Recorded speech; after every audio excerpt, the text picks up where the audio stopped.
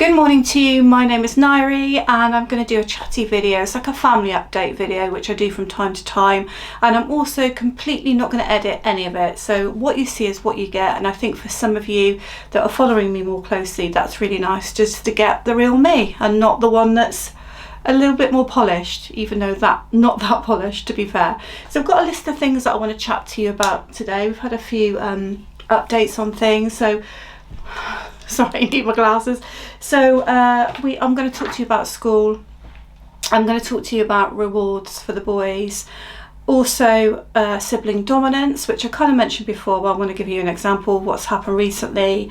I want to tell you about the assessment that my older son had with a community paediatrician and how that went. A few surprises came out of that. Also, some of you have been really kind enough to comment on the community tab about video choices, so I'm going to quickly go over some of those, and yeah, that'll probably be long enough. And I do have my coffee here, so if you've not seen my adoption logo, which I am very proud of, but I don't think it's going to set the world alight yet, but maybe one day it will.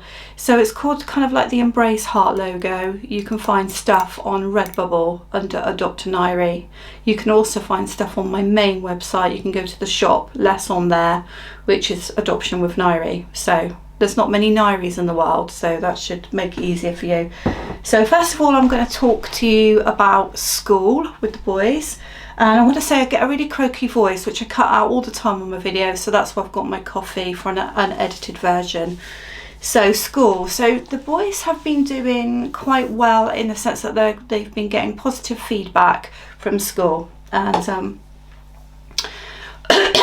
excuse me. So the teachers have a system where they kind of use an app and they ping if there's positivity, basically. Spells out the word team, tenacity, empathy, aspiration and motivation, I think.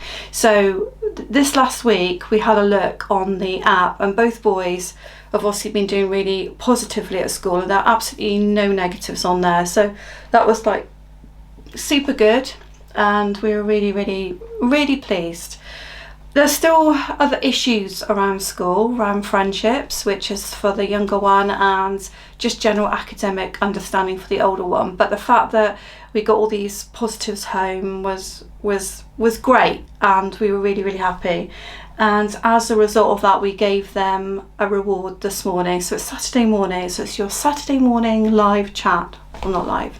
So they had some money to go off and spend this morning, and yeah, they enjoyed that. So that was good, and I think it's really good to have positive updates because they both have struggled so much with school and continue to do in many ways, but to get that was great. So that's the first thing to say. And then another thing I want to talk about with you is sibling dominance. So this is not so good, but I think it's useful for you. If you have adopted siblings or you're thinking of adopting siblings, then you'll probably find within the group there'll be one dominant sibling, and even if you've got a large group of siblings, I think you'll find this. So for us, our dominant sibling is the younger one, who is now 11, and he's a very powerful character. Interesting though, he's only really a very powerful character, I would say, more so with his brother. When you see him in a normal mix of children, you wouldn't say that he is. So I think in one of my last videos I mentioned one of my daughters coming over to see us, and whilst that was happening he came in here and pinched some sweets right before they were going to bed and gave one to his brother, blah blah blah. This sibling dominance thing is a real problem for us. It's even featured this morning, to be fair. We've had a problem this morning with it. But what happened is another daughter came to visit us. So we've got 5 adult children, and some of them live locally, a couple not so. But we all get them popping in from time to time just to catch up, which is a really lovely thing, really lovely opportunity. So this daughter came in, was chatting away, and it came to the time when the boys needed to be, taken up to bed. So we were making sure teeth were done, etc. And then my husband spotted something on the back of the older one's neck, and then I spotted it, and we were like so shocked. It was a deep scratch from one side of the neck right the way across the other one, and it had opened up and it was bleeding. So I'm not exaggerating, it was a really deep scratch, and I was completely floored by it. Obviously I knew it was the other one, but I was, really upset about it. So we said to the older one, why has this happened? He wasn't going to come to us. This is the thing, he wasn't going to come to us. That's very typical of them anyway. And we said, what is this? And he said, no reason. He did it for no reason. So we were a bit unlikely. I'm not saying that the older one would have provoked it, because he wouldn't have started it, but there will never be no reason. And then when we faced the younger one, he said he was annoying me, he was pushing me around, and that's how it happened. So looked at the older one and he acknowledged it right away, but then he said it's because he had his phone.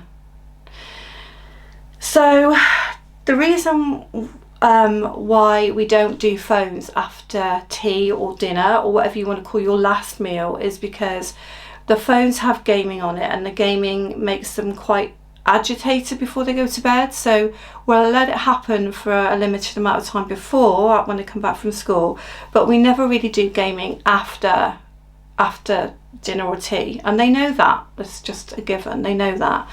But as is with gaming, the younger one is totally obsessed by a certain game, and this is the trouble with both of them, but especially him. He gets obsessed about certain things, and this is why we feel we need assessments on him, because it won't just be gaming, it will be anything. So he knew he wasn't allowed the phone. So rather than the older one coming to us and saying he's on his phone, he's not supposed to be, I've told him to come off, he tries to take it into his own hands.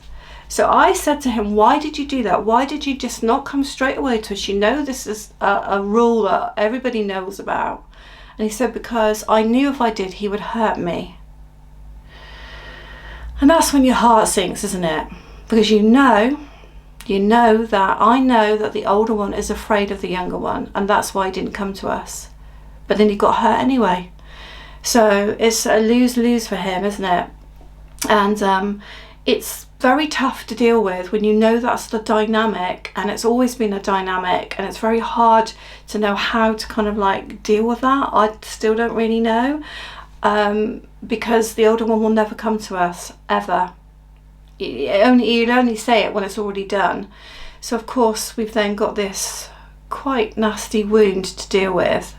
And then we had to say to the younger one, we had to have a significant kind of repercussion for that. We just couldn't let that go. So we said to him, right, no kind of gaming now until Christmas. Now you might think that's a bit harsh, but I just feel like when somebody is wounded like that, it has to be more harsh. Whereas if it had been just a ruckus and an argument, we might have said, well, actually, no, I rewind. See, this is why it's best to edit your videos. No, we didn't just take the phone away right away, actually, for that amount of time. We just said to him, right, no screens, which doesn't mean no telly, actually, but no screens for gaming for a whole week, which is big for him, okay? But he wouldn't accept that. He went off into a massive meltdown, which meant screaming and throwing things around, and then my husband had to drive around in the car. My husband got hit in the car, and then just had to keep doing that until he calmed down. So that's why he lost his screens, his gaming, until Christmas. So I digress, that was the thing. So we still got telly after tea. So yeah, so that's that. And I suspect a situation this morning we had where they both woke up really early, having not kind of examined this, might well be because the younger one went into the older one's room and tried to access his laptop and his phone to kind of get over that problem. That's not dealt with that yet, because they've gone football. Don't want to deal with it. I don't want to know. It's like, oh gosh, you just can't get through sometimes. And the thing is with the younger one, he's got such a quirky personality and is very lovable. So although I say all these negative things, he's very lovable, and people that see the nice side of him fall in love with him right away. But we've got no chance of controlling his behaviour, I don't think. We'll try, but yeah, I always feel for the older one. So that's the story about sibling dominance. I don't really have any advice for you, because as you can see, we're not really managing to cope with it ourselves anyway. But all I can say is just I would say keep at it, keep on it. Try not to let it be something that's just accepted in the family, because I don't think it should be, and I think our older one will never have increase of confidence until he learns to stand up to him, if he ever can. So yeah, that's that. So little quick swig. So an interesting thing that happened this last week, which is one of the reasons why I wanted to do a chatty video. I didn't really want to spend a whole video just talking about it, because it's not going to be interesting for everybody. If you've got a child with additional needs, it would be more interesting to you in a way. Some of you might know that we've been looking at assessment for both of our boys. They've both got different needs, but they also have similarities, is the only way I can describe it. The older child is a lot further behind educationally, and he's already had a speech and language assessment which has come out with severe language development delay, which is obviously really significant for his education. So I hope that sun's not going to be too bright for you guys. Hopefully not.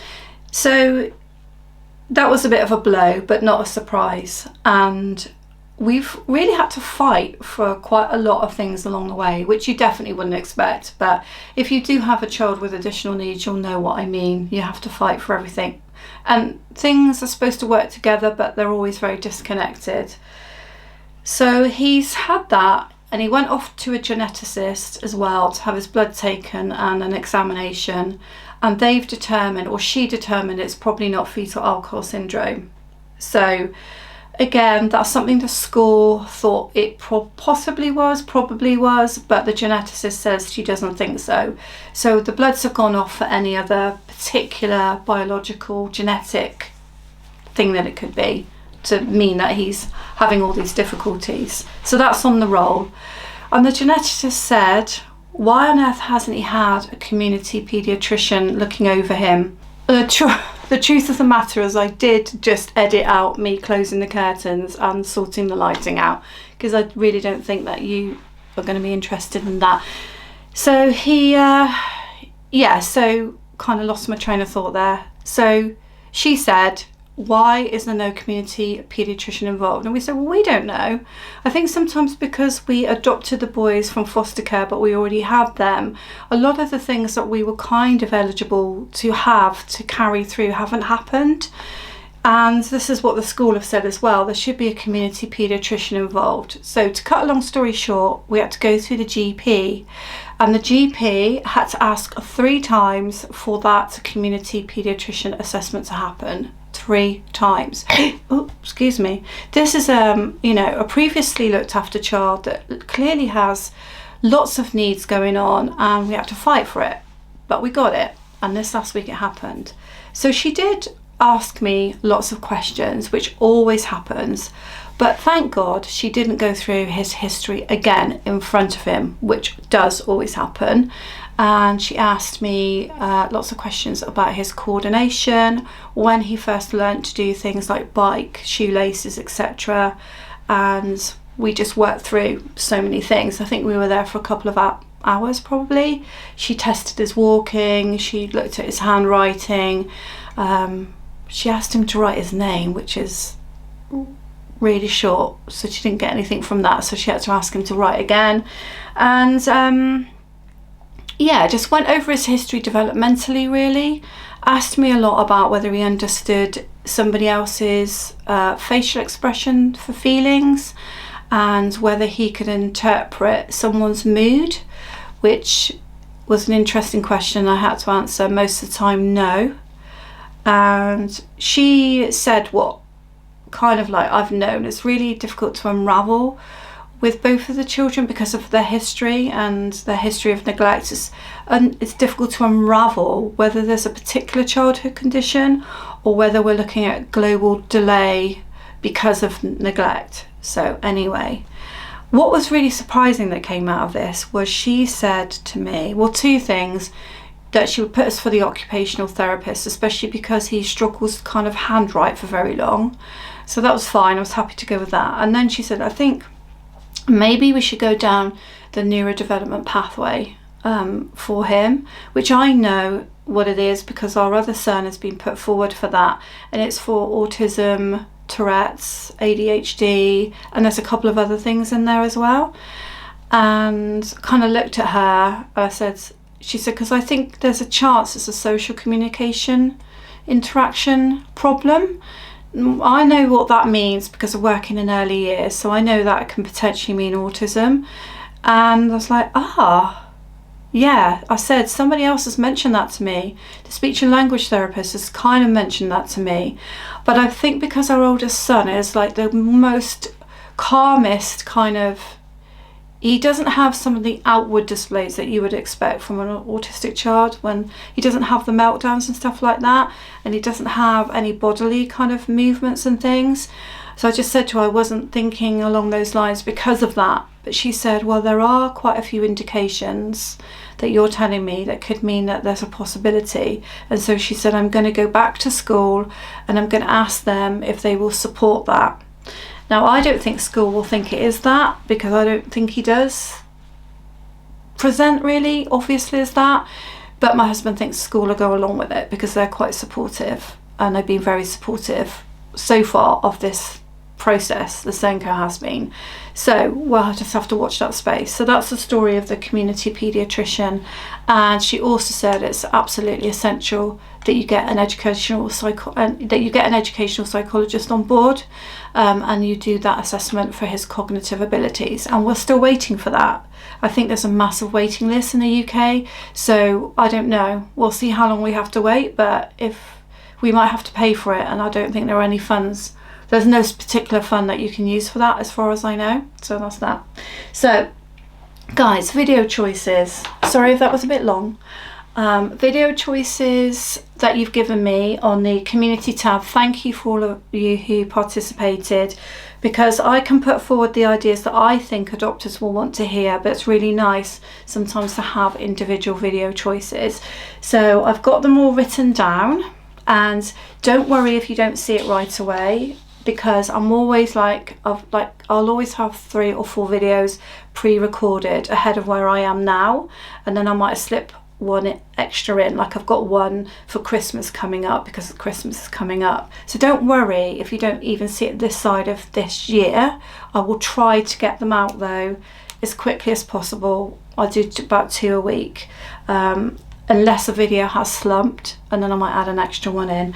But I've got them all written down, and some of them are going to be easy to do, but they won't feed a worldwide audience, but I'm willing to take that risk for the odd video.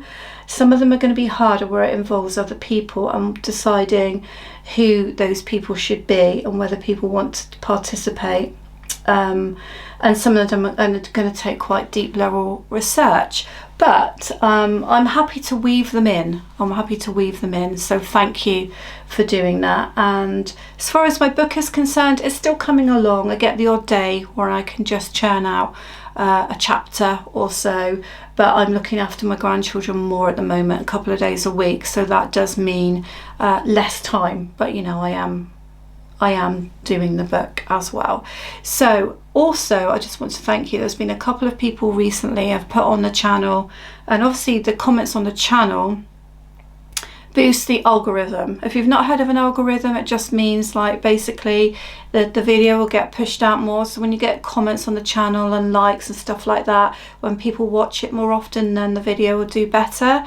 So I've had quite a few comments recently about just thanking me for the videos, thanking me for the channel, and just basically encouraging me, because if you have never got involved in YouTube, then YouTube takes a lot longer than the other social platforms to put stuff together.